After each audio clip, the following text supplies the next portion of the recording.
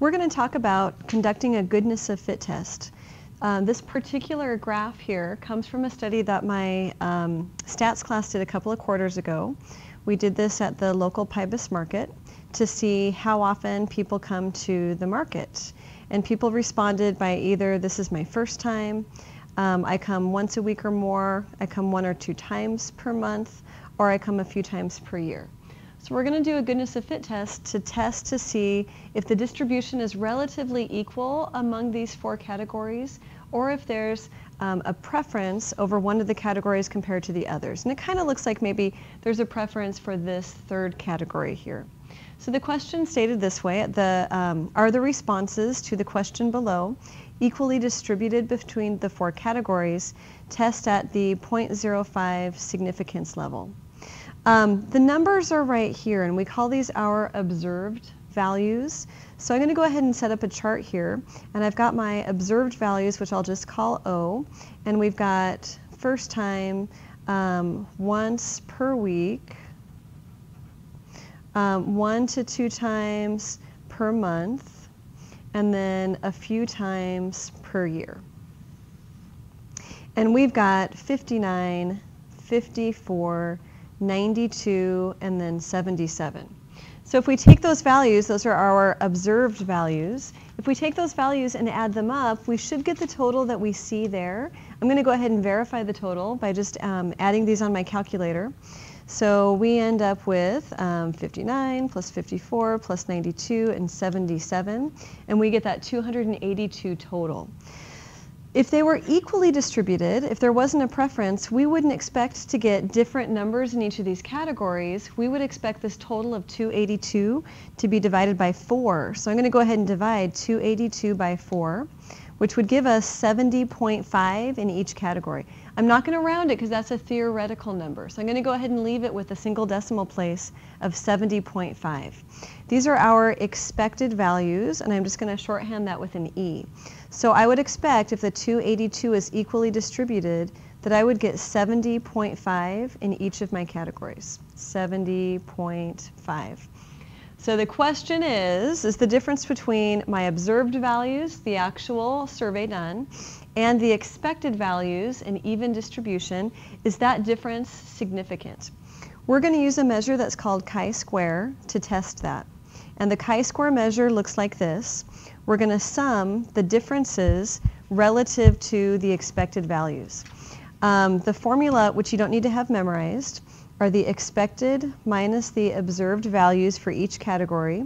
We're going to square those, so we don't need to worry about negatives or positives, and then comparing them to, as a fraction, to our expected values.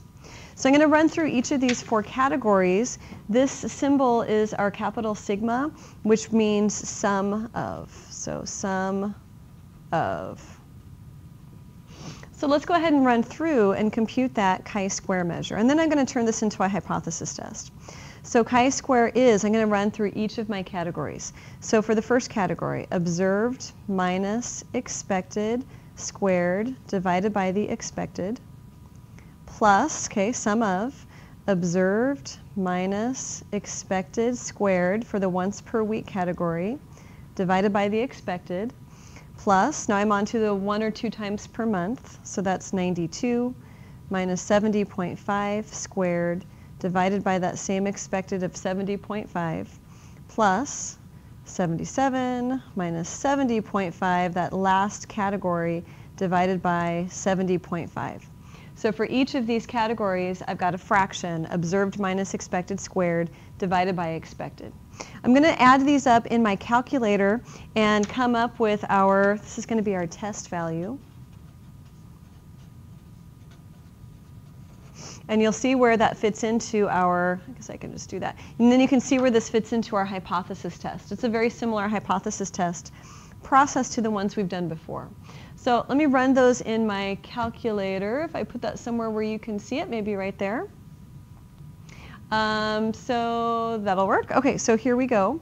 We've got 59 minus 70.5 to the power 2 divided by 70.5 plus, I'm just going to run this as a single calculation, squared divided by 70.5 plus 90 minus 70.5 squared divided by 70.5 plus last category minus 70.5 squared divided by 70.5. I'm going to run back through and make sure that I've typed everything incorrectly.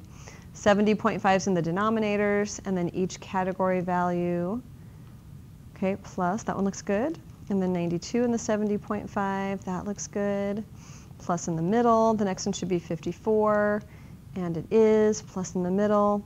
And then 59, and it is, and plus in the middle. Okay, so we end up with a test chi-square value of approximately 12.8936. Well, what we want to know is whether or not this is significant. So we're going to need a critical chi-square value as well. And we're going to use a table to do that. So I want you to hang on to this idea. Remember, these were all squared. So when we look at the chi-square curve, it's not a normal curve that has a negative side and a positive side. Instead, our chi-square curve starts with the bell, and then it has just a single tail on the end, because all of our values are positive. We will never have a negative chi-square value. Let's jump into our hypotheses. So I'm going to go ahead and start with the null hypothesis. So my null hypothesis is that there's no difference between these. And if there was no difference, I would expect that chi-square value, all of these differences that I'm running, to be approximately 0. So our null hypothesis is that the chi-square is approximately 0. And then the alternative hypothesis is that it is, and it's always, always, always this case, significantly greater than 0. We can never have a negative, so this is always your alternative hypothesis. For this hypothesis, for the null one, we're saying that we've got an equal distribution, or close enough to 1, so equal distribution. Or it fits the expected. And then here, we're showing a preference for one of the categories. Okay, so that's step number 1. Step number 2, just like our usual hypothesis testing procedure, is to find the critical value. In this case, we're looking for the critical chi-square value. And we're going to do that using one of our tables.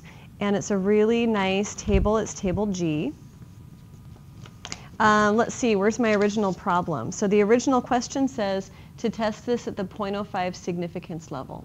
So I'm going to go ahead and use table G with a 0.05 significance level. And as you take a look at table G asks for degrees of freedom. So my degrees of freedom is going to be the number of categories minus 1. You don't need to memorize that. If you take a look at the formulas for we're in chapter 11. If you take a look at the formulas for chapter 11, there's the chi-square measure. This is off of your important formulas packet. And there's the degrees of freedom, number of categories minus 1. So our degrees of freedom, we had 4 categories, is going to be 4 minus 1, or 3. So I've got the information I need to use table G. And where'd it go? So here's table G. So I've got 3 degrees of freedom. So I'm going to be on the 3rd row here. And my alpha was 0.05, which puts me right here with a critical value of 7.815. Do you know what your conclusion is? So already, let me write it here. So my critical value is 7.815. Remember what that test value was that we computed just a minute ago. Our test value was bigger. So it looks like we're going to reject, but let's go ahead and do it formally. Number 3, my test value, and I'm just going to say C above. So that test value, we computed 12.8936.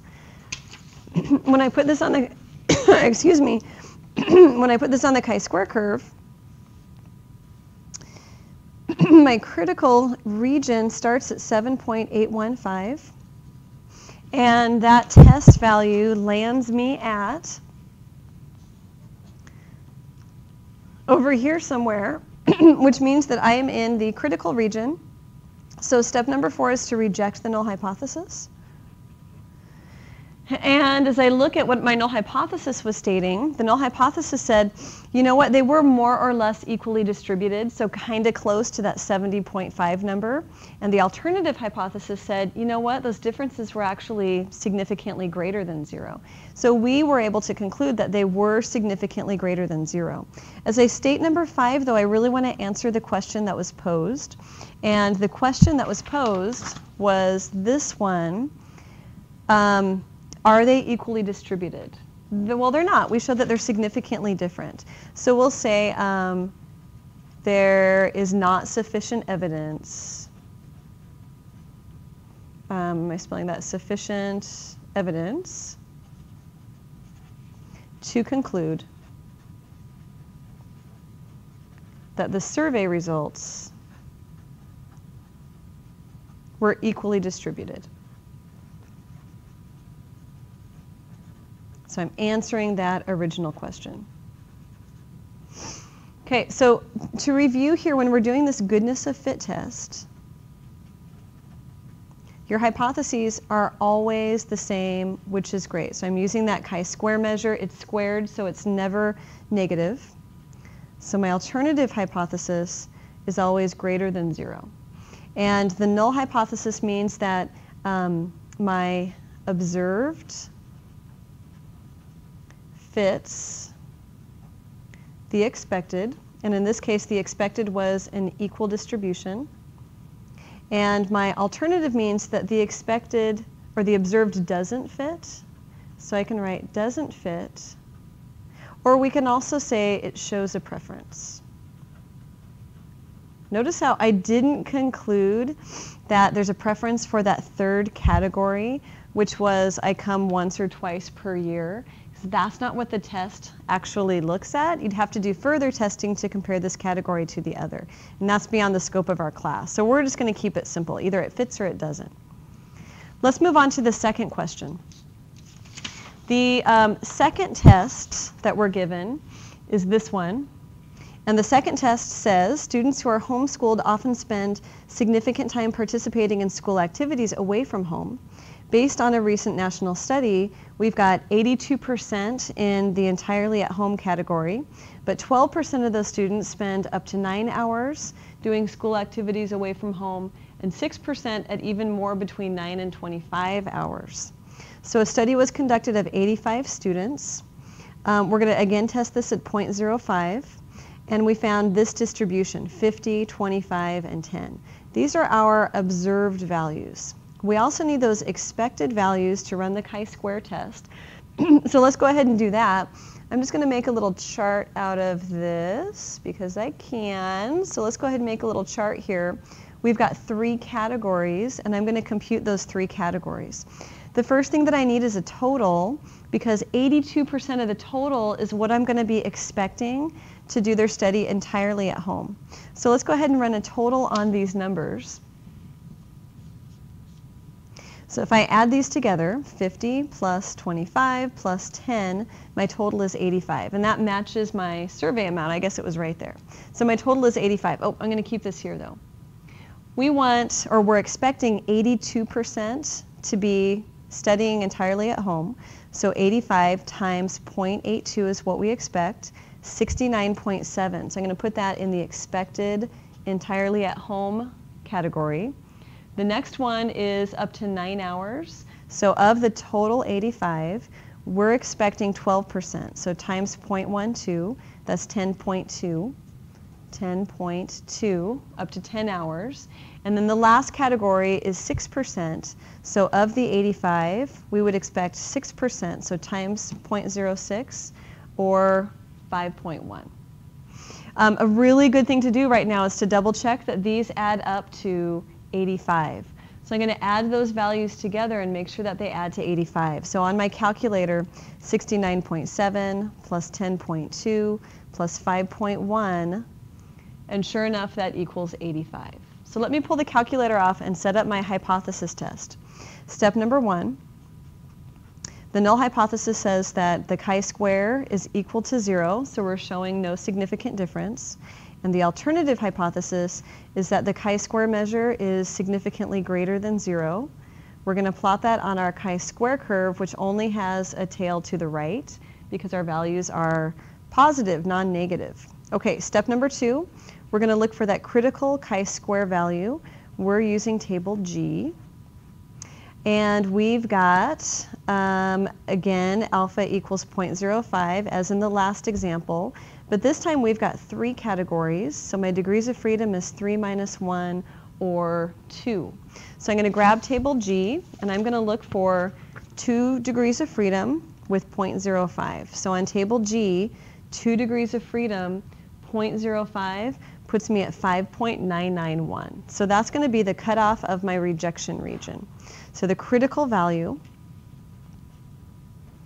is, let me make sure I remembered that right, 5.991. So I can go ahead and start to construct my rejection region. The question is, how do these two compare using that chi-square measure? So step number 3, for step number 3, I'm going to go ahead and do a computation, and I'm going to take that chart and do my chi-square measure. Remember, the chi-square measure is the sum of observed minus expected squared divided by expected. So I'm going to do one of these for each of my 3 categories. Starting with the first category, that's going to be 50 minus 69.7 squared divided by 69.7. So the observed on top, expected on the bottom, plus the second category, 25, but I'm expecting 10.2, so minus 10.2 squared divided by 10.2. So these expected numbers need to match. I'm going to scroll this up so you won't be able to see your chart, but I'm going to use 10 and 5.1. So as I scroll up for that third category, so plus 10 was observed minus 5.1 expected squared divided by 5.1. So that's my setup. I'm going to go ahead and put this into my calculator. So as I put these into my calculator, we've got 50 minus 69.7 squared divided by 69.7 plus 25 minus 10.2 squared divided by 10.2 plus 10 minus 5.1 squared divided by 5.1. And we get a pretty big test value. So we end up with 31.7504 if I keep 4 decimal places. I'm going to go ahead and just verify that I've typed everything incorrectly. I've got my observed and my expected, 10 and 5.1.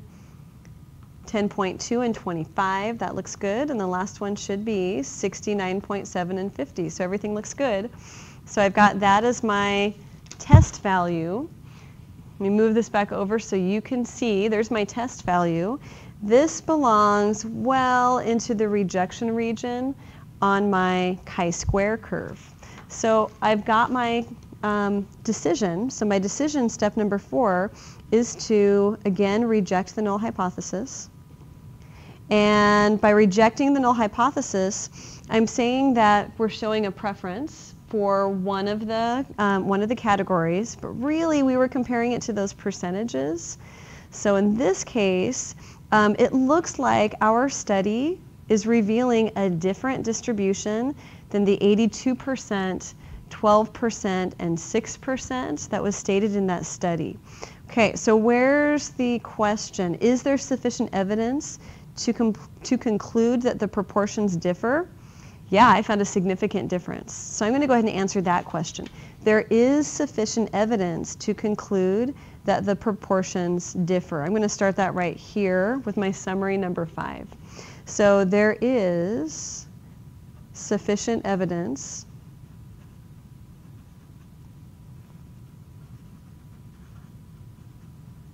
that the proportions differ.